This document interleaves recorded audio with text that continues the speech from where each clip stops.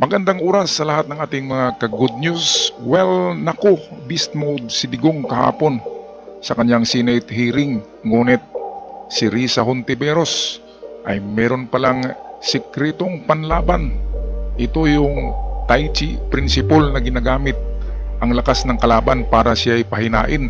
Narito ang video na magpapakita paano pinaamo at pinalambot ni Risa Hontiveros ang matapang na tigre. Atin panuorin. Tayo, Mr. Chair. At saka, Hindi, sandali, ma'am. Mr. Ganito, Chair. and I'm addressing lahat kayo. Taga-probinsya po ako.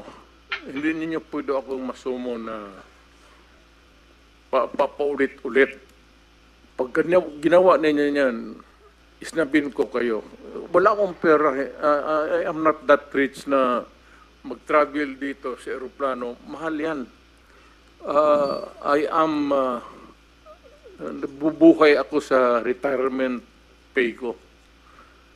So, pati itong pamasahe ko, retirement pay ko yan.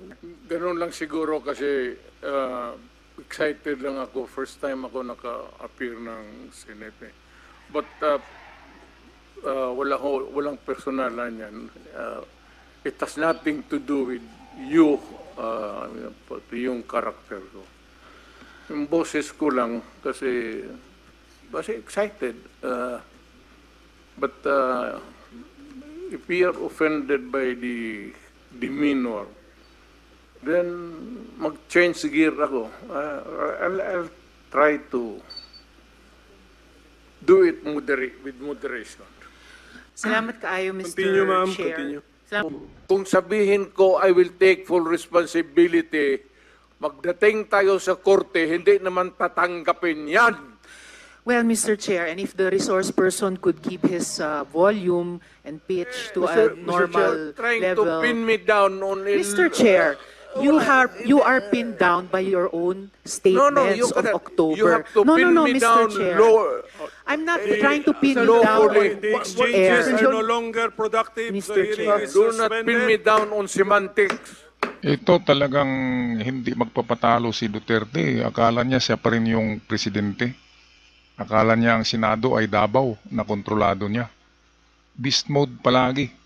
Ganun pa rin. Pero sa bandang dulo ng video ay hihingi siya ng tawad at nagbakaawa kay Risa Hontiveros. Iihi daw siya eh. Ninervyos. Tinablan din. Parang Tai Chi ang gamit ni Risa. Yung kung gaano mang kalakas ang kalaban, yung lakas ng kalaban ang gagamitin mo para magapi, ma-defeat ang yung kalaban. Napakagaling ni Risa Hontiveros. Siguradong panalo ito sa pagkasenador eh. Kung buboto ako, iboboto ko na to. Risa Hontiveros. Pagka Vice President or baka presidente pa ito, pwede. At kung re-election for senador, pwede rin. Di ba? Ano sa palagay nyo? Mga ka-good news, napakagaling na senador. Ngayon lang ako nakakita ng senador na hindi takot kay Digong. Lahat takot eh. Pati nga si Coco Pimentel, halatadong halatadong neutral lamang. Takot sila kay Digong. Pero si Risa Hontiveros hindi eh. Pwedeng presidente ito. Okay, patuloy tayo sa video. Sabi nyo rin po kanina, you take full legal responsibility for the consequences of the drug war. Yes. Kanina rin, Yes. kanina rin sabi nyo maraming mali. No? So, halimbawa, si Kian de los Santos, menor de edad, hindi armado, nagmamakaawa, pero pinatay ng mga pulis sa drug war. Oh. Do you take responsibility for the death of Kian de los Santos? The criminal act, hindi naman siguro. The death. You take responsibility for his death. Walang maniwala na abogado sa akin yan. That Hindi would po be sir, a long shot. hindi po abogado, nandito pa lang tayo I sa was Senado, hindi sa referring Korte. to the policy na ginawa ko para sa mga pulis. Yes, Sabi sir. At ko, nagbunga for that, yung I polisiya. take full responsibility Yes, for and that. what about yung bunga ng polisiya na libo-libong namatay kasama si Kian de los Santos?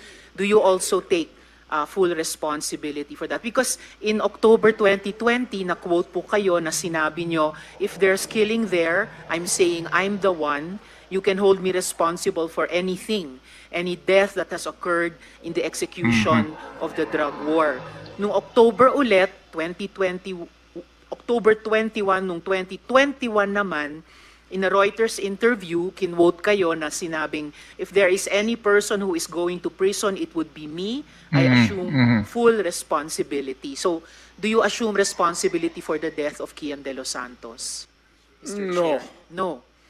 How about si Carl Alam mo, Anthony ma'am, Nunez? before you rumble on those many things, No, I'm not rambling, Mr. Chair. Very specific yung mga tanong ko. the specific ang law, guilt is personal. Naku, eto na naman si Digong. Pinabist mode na naman. Lalambot siya dito sa dulo eh. Kasi hindi naman ako attorney, pero yun nga, ang sabi niya, I will take full responsibility sa mga aksyon ng pulis dahil sa kanyang pulisiya na tukhang at magbigay ng reward sa mga pulis na makapatay ng nasa listahan ng tukhang. Ngayon ang problema, mayroong mga nabaril na wala sa listahan at mga bata, inosente. Yun, saan yun mapunta, di ba? Kaninong responsibility yun? Sinong nag-utos sa mga pulis? Di ba? Kaya ang author kung sinong gumawa ng palisiya, siya ang gumawa ng palisiya. Kaya kahit saang korte ito, ay talo talaga si Digong dito. Kasi, against humanity yung ginawa niya. Against the moral law, ang pagpatay ng kahit na makasalanan, dapat merong eksaktong proseso, hindi yung babarilin lamang, di ba?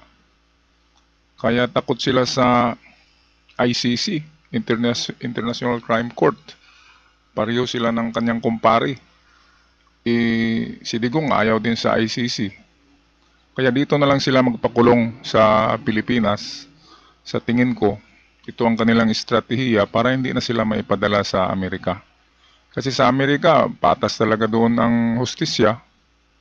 Dito, ito si Digong, mayroong meron pa rin itong special treatment kapag nakulong, ay bigyan siguro yan ng house arrest o sa bahay lang siya. Yung si, bata-bata pa naman yung si Kibuloy ay pwedeng bigyan ng magagandang air condition na selda. Kaya maganda na rin dito sila sa Pilipinas makulong kaysa doon sa Amerika, walang awa yung mga puti eh. Di ba? Tayo naawa tayo, kahit sa aso naawa tayo. Lalo pa sa mga tao. Okay, kaya dapat lang dito hindi muna magmamatigas si Digong. Kasi sabi niya, full responsibility. Kaya tanggapin niya ng mababang kalooban ito. Okay.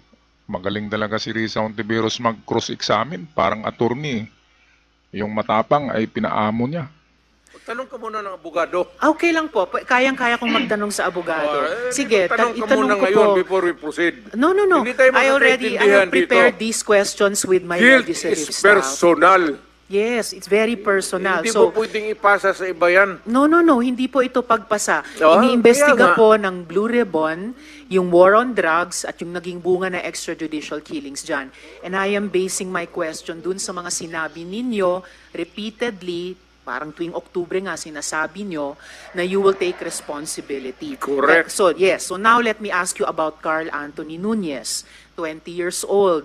Walang nahanap na droga o baril sa katawan niya.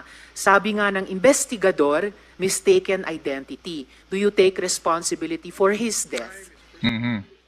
You know, Hindi makasagot si Digong, oh. ma'am, Kasi tama si Risa eh. Kahit saang punto diyan ay bawal talaga. Kahit saan puntahan ang investigasyon na ito ay meron talagang panagutan si Digong kasi merong 3,000 ka namatay sa tukhang sa pamamaril.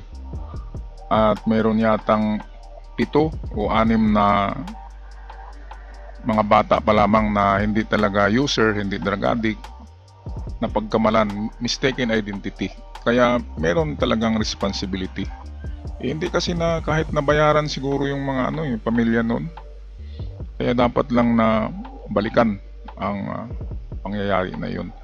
Okay, kudos kay Risa Hontiveros at lahat ng mga senador na tamimi lamang dyan. Tanging si Risa Hontiveros lang ang ano kay Duterte, beast mode eh. Kaya sa round na ito, talo si Duterte na paihi. Ma'am, can I